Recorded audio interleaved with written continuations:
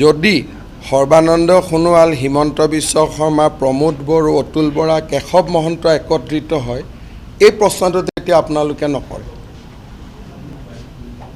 গতিকে সাংবাদিকসকলে তাৰ দায়িত্ব যি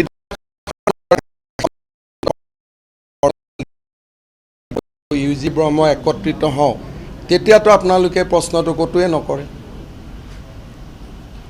গতিকে আপোনালোকৰ যিটো বায়াছনেছ, মোৰ আপোনালোকৰ প্ৰতি মাজে মাজে সান্তনাও উপজে, অলপ অলপ খঙো উঠে, অলপ অলপ বেয়াও লাগে, অলপ অলপ দুখো লাগে যে আপোনালোক ইমান বায়াছ কিয় হৈছে।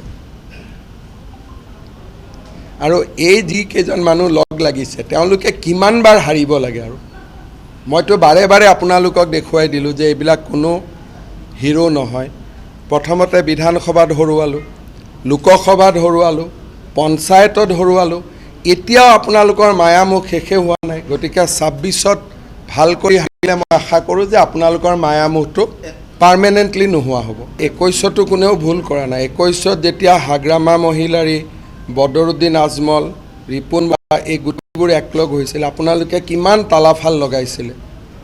আপোনালোকৰ নিউজবিলাক মাজে মাজে মই পঢ়ি থাকোঁ, আজিকালি ইউটিউবত পাই নহয়।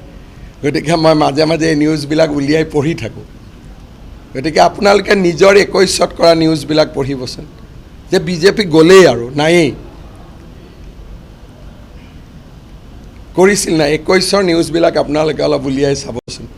গতিকে সেইকাৰণে মই ভাবোঁ যে আপোনালোকে যিটো আশা কৰি আছে এইটো বাস্তৱত নহ'ব। In Lok Sabha we got 96 seat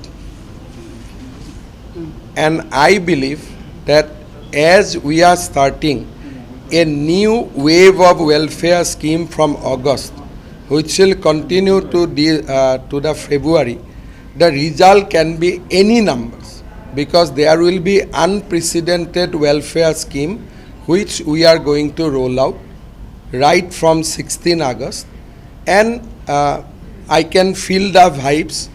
The result will be unprecedented and NDA will be somewhere in the sky.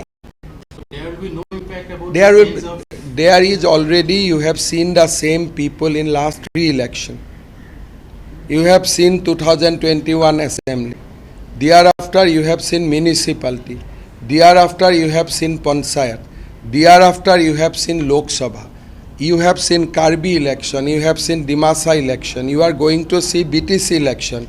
Now for the you people to decide that how much you want to be discredited. It is question is for you, not for me.